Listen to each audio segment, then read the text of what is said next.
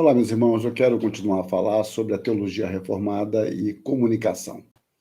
No vídeo anterior, eu falei um pouquinho sobre o início da Universidade de Princeton, como começa com o propósito daqueles puritanos de divulgarem o evangelho, criarem escolas para formar seus filhos, formar as futuras gerações, formar os seus pastores, e assim veio a máquina tipográfica, que imprimiu o Novo Testamento na língua algonquiana, depois o Antigo Testamento, e assim por diante. Hoje eu quero enfocar alguns aspectos mais particulares. Em 1716, chega na América, procedente da Irlanda, o puritano reverendo William Tennent. Tennent viveu de 1673 a 1746. Ele rejeitou o sistema anglicano e ingressou na Igreja Presbiteriana por meio do Sínodo de Filadélfia, isso em 1718. Mais tarde, o reverendo Tennent, e é bom frisar que esse é o William Tennent, porque ele vai ter um filho, um dos filhos que vai se tornar muito conhecido, o Gilberto Tennent. Mas então, o reverendo William Tennent, preocupado com a preparação de pastores que atendessem a demanda na região de fronteira, ele fundou em 1727 o que se tornaria conhecido como Log College. Daqui a pouco eu falo sobre isso. Ele teve entre seus alunos 3 dos seus 4 filhos, o Gilberto, que eu já falei, o William e o John. E também outros irlandeses, o Samuel Finlay, que viria a ser presidente do Colégio de Nova Jersey, depois Universidade de Nova Jersey, isso lá em 1761, e também o John Blair e Samuel Blair. Este seminário, então, que já funcionava na sua casa, antes da sua construção, ele foi elaborado fisicamente em 1736, 37, ou seja, ele ficou uns 10 anos funcionando sem um prédio. E ele, então, foi construído um prédio de forma rústica, com troncos de árvores, em frente à sua casa em Neshaminy, Pensilvânia. Vindo daí, aí vem a questão, o nome jocoso, né? Log College, né? Que era a escola, colégio, seminário de troncos. Houve oposição, é óbvio que houve oposição, porque muitos temiam o rebaixamento acadêmico na formação dos ministros presbiterianos, preocupação que não deixava de ter alguma pertinência.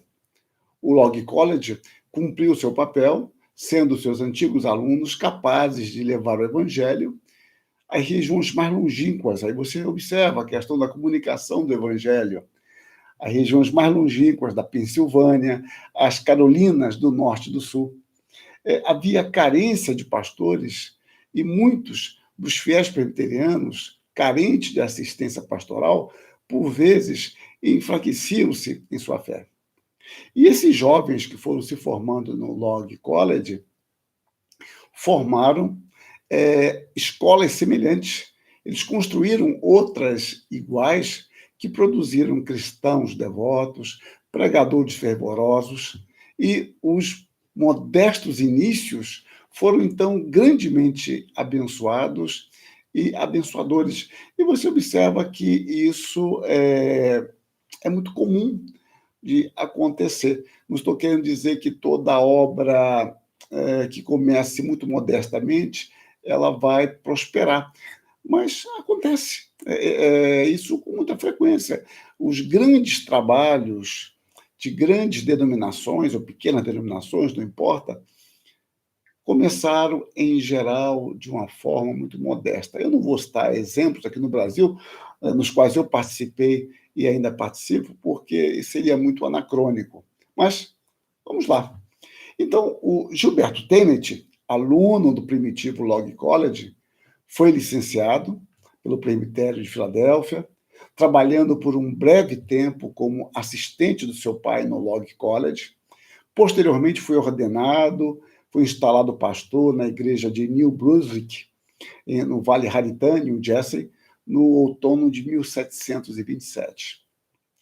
Gilberto Tennent ele foi influenciado pelo reverendo Theodore Flegisen. Leguise era um pastor holandês que veio para os Estados Unidos um pouco antes, e ele tinha uma influência pietista. Se discute, não é meu caso aqui, se o pietismo dele era um pietismo alemão ou era um pietismo decorrente da piedade puritana. A teologia dele era puritana, mas, sem dúvida, ele teve influência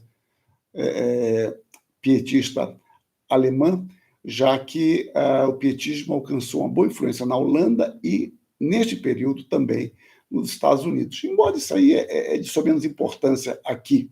Mas, voltando, esse Theodor Freilighisen, ele influenciou Gilberto Tennent, e o Gilberto Tennent começou a pregar sobre a necessidade de avivamento, isso em 1733. Em 1743, o Gilberto Tennent foi pastorear a Segunda Igreja Presbiteriana de Filadélfia, que surgira como resultado da pregação de Whitefield, que começaram a pregar na América em 1739.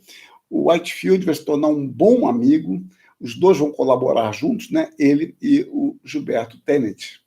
Pois bem, em 1747, o Gilberto Tennent seria um dos fundadores do College de New Jersey, né? Que é o Princeton College, a Universidade de Princeton depois.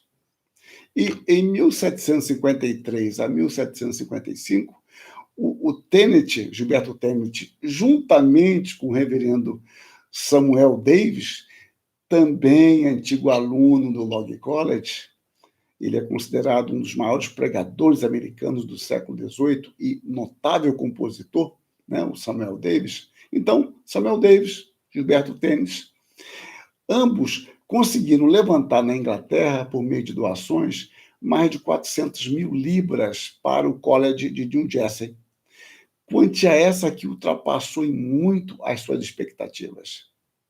Tennent, como eu já observei, amigo e admirador de Whitefield, e também amigo de Jonathan Edwards, foi um dos responsáveis pelo reavivamento na América, sendo o principal personagem presbiteriano na propagação do avivamento em seu país. A sua pregação era constituída de profundidade teológica e verdadeira piedade cristã. Eu tenho um livro, acho que eu guardei, que contendo alguns dos sermões do Gilberto Tennent. Então, em certa medida, através desses homens, o puritanismo da Nova Inglaterra entrou na corrente do presbiterianismo americano. Mas a tendência principal desta corrente, que se ampliava, era composta de irlandeses e escoceses, que lhe acrescentaram seu próprio fervor e entusiasmo. E nós não devemos nos esquecer, como eu já fiz menção de certa forma, de que o pietismo contribuiu com um forte ingrediente nesta gama de influência que zelava pela piedade individual e pela pureza doutrinária. Vocês observem, então, a teologia reformada e a comunicação. Essa comunicação do evangelho envolve consagração, envolve piedade, envolve trabalho, envolve um direcionar de sua mente para o futuro em submissão a Deus. E aqui nós vemos aquele início modesto com o Log College.